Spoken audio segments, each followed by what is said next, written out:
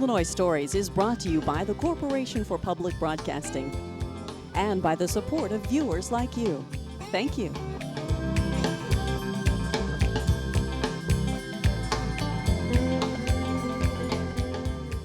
Hello, welcome to Illinois Stories. I'm Mark McDonald at Jensen Woods Camp in Brown County near Mount Sterling, not too far from Mount Sterling, where, as you can see, they are very thankful that you helped them reopen the camp. Jensen Woods had been closed for several years, and many people from central Illinois and all over the state had come here as children. Well, they tried to get this camp open in 1 year, and in order to do it, they had to raise $500,000, and they did it. Gretchen Forsyth, when you enter the camp, yes, you helped save Jensen Woods.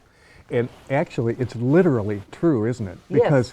Because when your foundation was attempting to buy this camp earlier this year, you needed to very quickly raise, and people are not going to believe this, $500,000. Correct. In order to get this thing before it could get marketed to someone else, right? That's right. And between when this very year were you able to do that? In 2018, between Good Friday and we signed the purchased it on August 27th. So God touched a lot of hearts, and we were able to save this camp from disappearing. And it's 558.3 acres, and I have always considered it an outdoor cathedral. When I drive in the entrance, I still get chills running up and down my arms, knowing that it is now a non-denominational Christian camp that can be shared by everybody. And we want everybody to know and understand what Jensen is and come visit us. It's so beautiful. And like you say, 550 acres, sort of in the middle of nowhere. We're in Brown County here. Yes. We're not far from Timewell. We're not far from Mount Sterling. And this has always been, in the 50 plus years of history, it's always been a church-related camp. Yes. But then there was that period of 3 years where it belonged to a developer, and it looked like that may never happen again. Yeah, well, it actually was closed and trying to be sold for 3 years. And so it just sat there and it sold, and the developer contacted us and asked what we wanted to do. And we said, we want to buy this property. Yeah. The Jensen Camp Foundation is a not-for-profit 501c3, a group of local people from Brown, Schuyler, and Adams County who had used the camp for years and considered it sacred ground that we wanted to share with everyone. And so it's rentable, and everybody can come out and camp. We have 6 RV sites, so people can use those. We have 2 tree houses that are rentable all year long. We have an A-frame house that sleeps 9, and we have a bunk house that sleeps 18, plus the Dixon Lodge, which has a beautiful dining room that'll seat 100 at tables, and we've had an open house and some things to introduce the public. I shared with you 83% of the people who donated that $500,000 to save this camp had never been here. But they thought this was a property that could benefit the community. No internet, you're completely disconnected.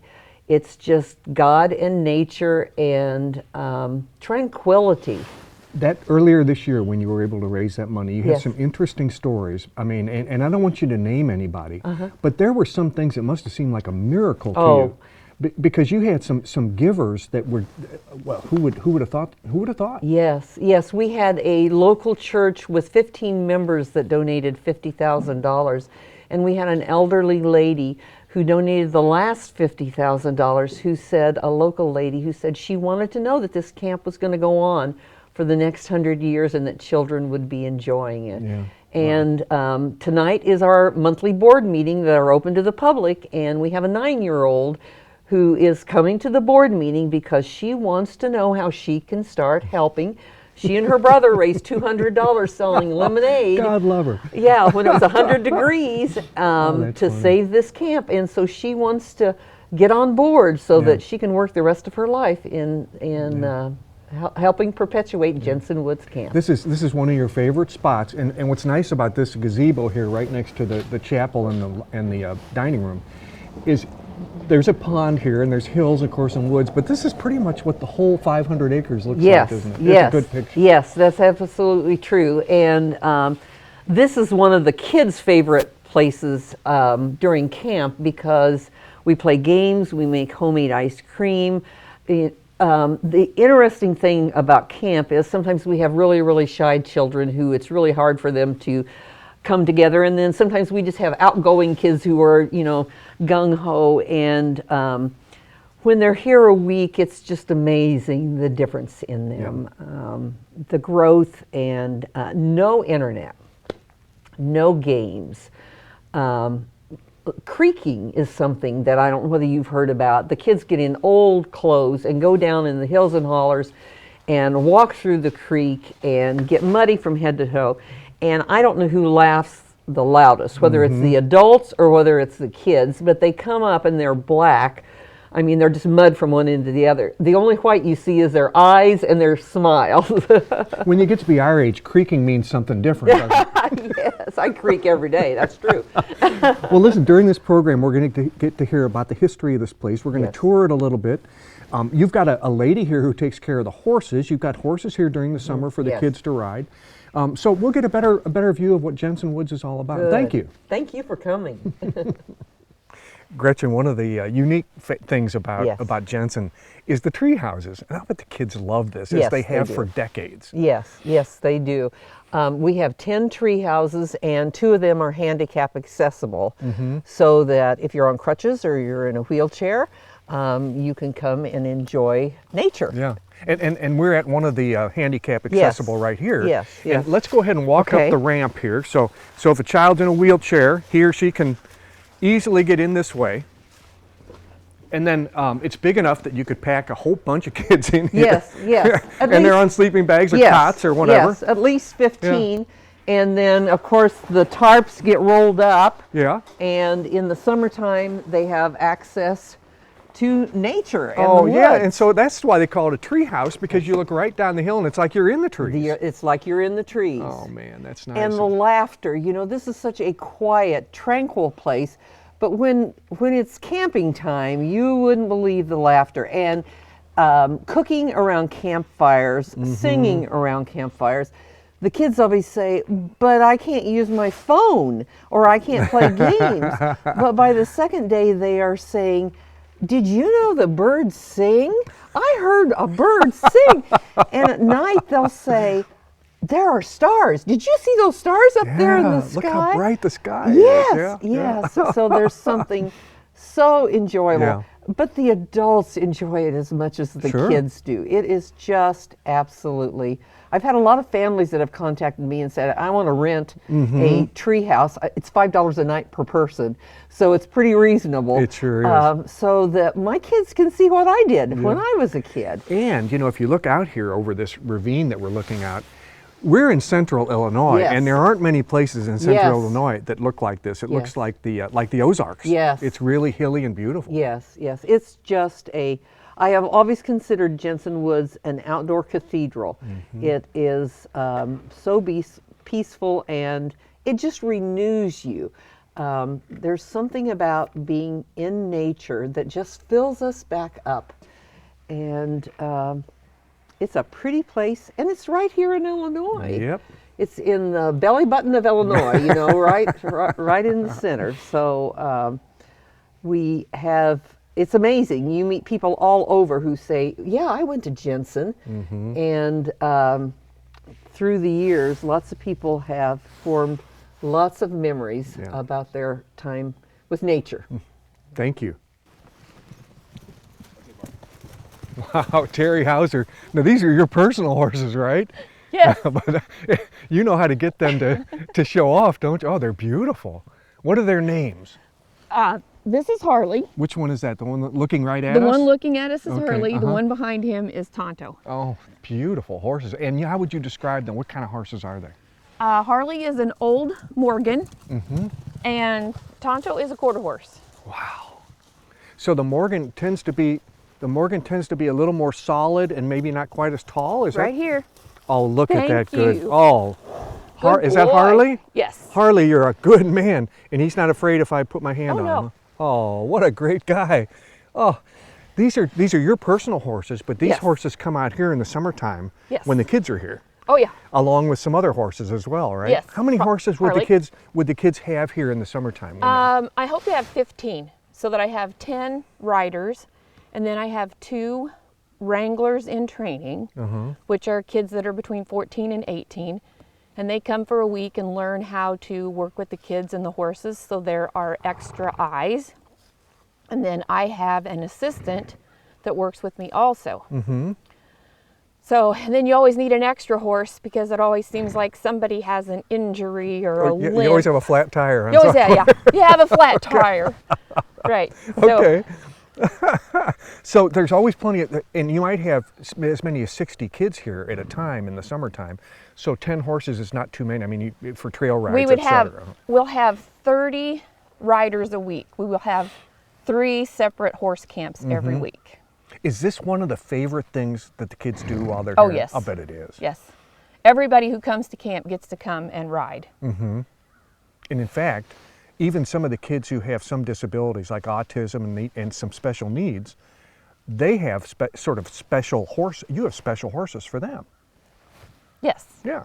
Yeah. What's different about that? What's different about that sort of They therapy? the therapy horses just have to be calmer, and they also have to deal with a lot of people around them, because like when we're working with Harley and we have a child on him, you have 2 sidewalkers, 1 on each side. You have a person leading Harley, because that is their job. They are to keep track of the horse. The sidewalkers keep cap of the child, and then the instructor. So for some horses, having 4 people right up next to you, it's just too much. Yeah, but so that's why Harley But- is really good at what he does, huh? Yes. Okay, because he can take all that sort He of can take that. confinement, Yes. and being around all those people. Tonto we use for the older kids that do not have to have sidewalkers, Okay. because we have all different levels. Now for kids, I assume some of the kids get to go on rides around the property. Are there trail rides? We have 15 miles of trails. Uh-huh. So yes, for Riders 1, you start out in the arena, and we do an easy, pretty level ground trail ride. And then when you come back for Riders 2, then you go on a higher level trail ride. That's what they really like to do, don't they? They like to get out of here and go out in the woods. Oh, but we do great fun things in the arena. Okay, like what? Have you ever done horse limbo? No. We do horse limbo. I have a limbo pole I set up Yeah. over here. We turned on the music player for the limbo Yeah. music. The only thing is, instead of leaning backwards for horse limbo, you lean forward. I'm glad to hear that, because I don't think I could do that. Yeah. What you're doing is you're teaching the kids how to safely lean forward on their horse, so that if we come across a limb that's down on the trail, I know they're going to lean forward and not lean backward and fall off. Fall right off the horse. So it's fun, but they're actually learning something. They're learning a skill that they're going to use later when they're trail riding. Yeah. So as they progress, then I take them on harder and harder and longer trails. Dave, you probably have seen this when a kid comes in, probably absolutely afraid of a horse in a week. Oh, and, yes. and the kid's here for a week, and after that, can't get them away from the horses. Usually by the end of the first day. Oh, that's the way it works, huh? Yeah. Well, and if you have the right horses, I mean, if the horses like kids and like being around kids, then I imagine it's really simpatico for them, isn't it? Yes, and horseback riding teaches so many things that people don't realize it teaches, because it teaches sequencing, it teaches fine motor skills, it builds your core because you have to maintain balance, and the horse mimics our walk, which is why we use them as therapy animals, because when they lift up their back leg and put it forward, it's the same as it lifts your hip and puts your hip forward. Really? And then it lifts your next hip and puts it forward. Oh. So it simulates us walking. So that's how we teach children that cannot walk how to walk, by the horse moving their legs and their muscles, so that they develop muscle memory so they can walk. That is fascinating. Well, it looks like your horses like it here. You're going to take them home today because it's no longer summertime. They are going to be very sad to Well, leave. look at this grass. This pasture's pretty darn good here. Well, when we have this as the arena for the summertime, we don't we get rid of the grass. But they like it now. I usually leave them in here for a couple of weeks and get them to eat it all up. Because otherwise we wouldn't ride very far. Save you a little money on hay too. Yeah. Well, thank you. Thank you. Dwayne Smith, you have known this piece of property before this was ever even a camp. Right. And it's been a camp for over 50 years. What was this country like out here before then? Well, it was, just a little patches and things, and a rough farm.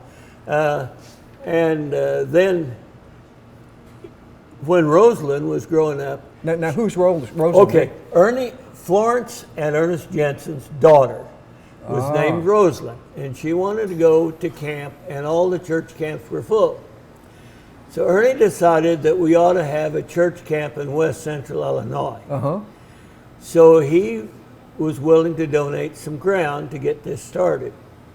And of course, being the type of ground it was going to be a wilderness camp. Yeah. And so he was going to give 40 acres, and well, that wasn't enough. And so he come up with 80 acres, and that wasn't enough. Now this is Ernest Jensen. Ernest and Jensen. It's called Jensen Woods. Right, after him. And it's called that because he gave the original property. Right. Okay. Then they said, well, that wasn't enough. So he went around to the neighboring farmers and told them what he was trying to do. He was trying to establish a Christian camp here, and all of them thought it was great. So they sold the ground to him less than it was really worth to get this started. The conference said they didn't have any money to buy it. So Ernest said, I will buy it and pay for it, and you can pay me back when you get the money. And so that's what he did. And the funny thing was they kept saying it's not big enough, and he just kept buying more ground until he had over 500 acres. Oh my goodness. So they could when is big enough with 500 acres? They could no longer say it wasn't big enough. So anyway, so they got it on. We started out with absolutely nothing here. Everything was all in volunteer work. We didn't have anything at all. We had, for a few years, we just had tents, and then we had covered wagons with some old wagons with tarps over them and things like that. And then eventually ended up building the tree houses, which, basically was platforms on poles. Right. But then in early 60s, about 65, Ernie was pulling a feed truck out, and the tractor turned over and killed him. Oh my goodness. So at that time, a man by the name of John Dixon, which this building is named after, stepped forward, and there always has to be somebody organize everything. And he organized the different groups and things. And one of the first things we needed, since it was all just dirt roads out here, was gravel. And he went to a gravel quarry and talked the guy into selling this gravel for $1 a ton. And so in one day, all the farmers around here hauled 400 tons of gravel and gravel the road. So that's the roads and the parking areas. Right. Huh? Okay. Yeah. And now at that time it was everything on the other side because we couldn't get across this big ditch here. See. Yeah. So anyway, then we decided that we needed a place for the kids to swim. So we had a man by the name of Virgil Kleiline that was a professional bulldozer operator. So we brought him in, and he done it cheaper than normal. And then we had a batch of farmers with anything that would move dirt, any kind of scrapers or whatever, and we scraped dirt and hauled it up to where Virgil built the dam. After we got that all done, he told us where the water line was going to be, so we hauled a batch of sand in for a little beach. A beach, okay. Yeah. So that was kind of the start of it. And most of this is volunteer work, Oh, right? it was all volunteer. Yeah. Oh, wow. We had people lived in town, donated the $400 to buy the gravel, and all the farmers donated their truck and fuel and work. And you got to keep in mind that we was all hauling like 8 or 10 ton of gravel in each truck, so you can imagine how many trucks was out here. And it was, and this has always been that way. It's all, everything here has been volunteer. Yeah. And there's been thousands and thousands of hours Yeah. of volunteering. You know, it retains Jensen's name. It's still called Right, Jensen Woods. right. He must have been a marvelous guy. He was, and his wife was too. Yeah. She taught Sunday school and church and all that kind of stuff, and, Yeah. and was very active in church and everything. Yeah. Well, thanks for the memories. It's terrific. yeah. It's wonderful how it all came together. Yeah. Yeah. And hopefully we can keep it going. Great. Kim Holtquist, you have a long history with Jensen Woods. I do. You were here as a camper, as a little kid, Yes. and then you came back as a counselor, right? Yep. And now you Sure still did. come back. Now you're a working adult, but you still like to help out. Yes, I like to come out here as much as I can. Yeah. Why? What's special about it? Peaceful. It's a very peaceful place. It's a place that was always very welcoming to anybody and everybody, and so it feels like a second home. People might be wondering why we're standing in a kitchen. Through the year, I mean, this facility wasn't always like this. This was dedicated Correct. just like, 8 years ago or something, or even less than that. I believe it was guess, huh? dedicated in 13. In 2013? Okay, so 5 years ago. And this is a big commercial kitchen, which Yes, could feed it is. an enormous number of campers. I mean, Oh, and if you're going to have 60 absolutely. campers, you got to have a good kitchen. Yeah. So this is Oh, what yes. we're doing. But this is just to show people how this camp has improved over the years. This Yes, is a pretty there's- good indication, isn't it? There's definitely been so many improvements on the camp Yeah. throughout the years. I know that it started off with, just tents, or they stayed in Covered wagons. Covered wagons. That's what Mr. Smith was saying, yes, Yeah. yeah, and then the tree houses came along, and it's definitely had a lot of improvements. It's a lot still of good wilderness. improvements. It's still wilderness camping though, because when you're a Absolutely. kid and when you're out there, you're either in a tree house or a tent or Yes. or something else. Yes. So it's definitely, you're definitely in the woods. What Yep. do you have any fondest memories about when you were a kid coming here, Oh gosh, as a kid. or as a Well, as a counselor, I Yeah. remember the one thing I remember was the very first night of the very first camp, my first year on staff. We had a tornado warning Oh, as the kids were coming in. So we had to, our tree housers, we were shipping them down to the basement with their parents, and they were trying to keep them entertained. And I had the older kids, and so we were up in the shower house trying to get them registered and trying to get the kids and the parents to stick around until we knew that tornado warning was gone. It was a very interesting start to the summer. say, I didn't sign up for this. Yeah. Whoa, Very you interesting. got to be ready. Yeah. You got to be ready yeah. for anything. Yeah, I remember hauling them up here a lot of times. If there was any bad weather, we'd pull them up to the lodge, and safety comes first. Yeah, so, you bet. Absolutely. Yeah. Well, thanks for visiting with us, and thanks for whatever you do in the future here, because it looks like this place is going to go on for a while. This I is hope nice. so. Yeah. That's the plan. Yeah. Thanks. That is definitely the plan. Thank you. Gretchen, we were just in the commercial kitchen, which was added on Yes. and dedicated not too long ago.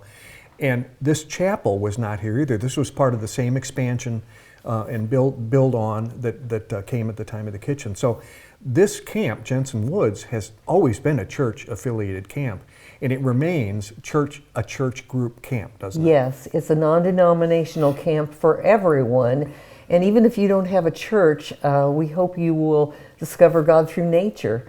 And of course, we have our RV sites, 6 RV sites, so people can come out and camp anytime during the year and enjoy that. And then we already have plans for summer camps for 2019. And the Jensen Camp Foundation will have 4 weeks of camps, and we can have 60 kids at each camp. And then we'll have mother and daughter camps, and we'll have family camps.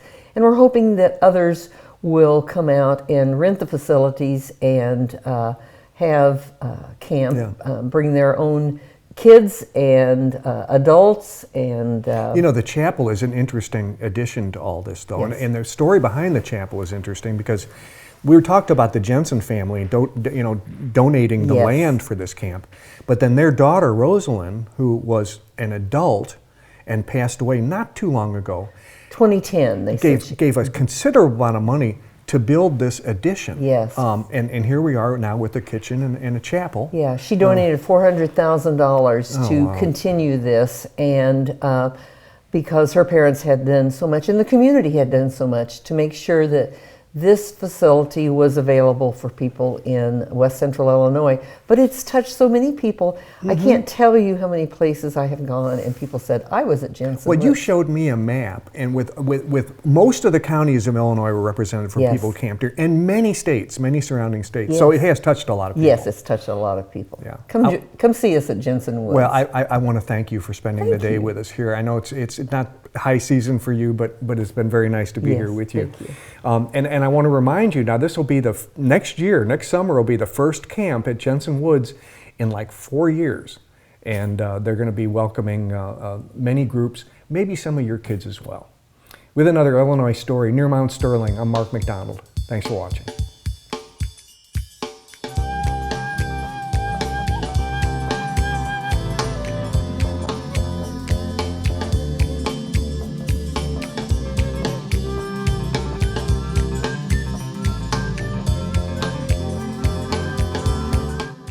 Illinois Stories is brought to you by the Corporation for Public Broadcasting, Illinois Arts Council Agency, and by the support of viewers like you. Thank you. For a DVD copy of the program you've just seen, send 1995 to P.O. Box 6248, Springfield, Illinois 62708. Be sure to include the program name, subject, and when the program aired. You can also order with your credit card by calling 800-232-3605.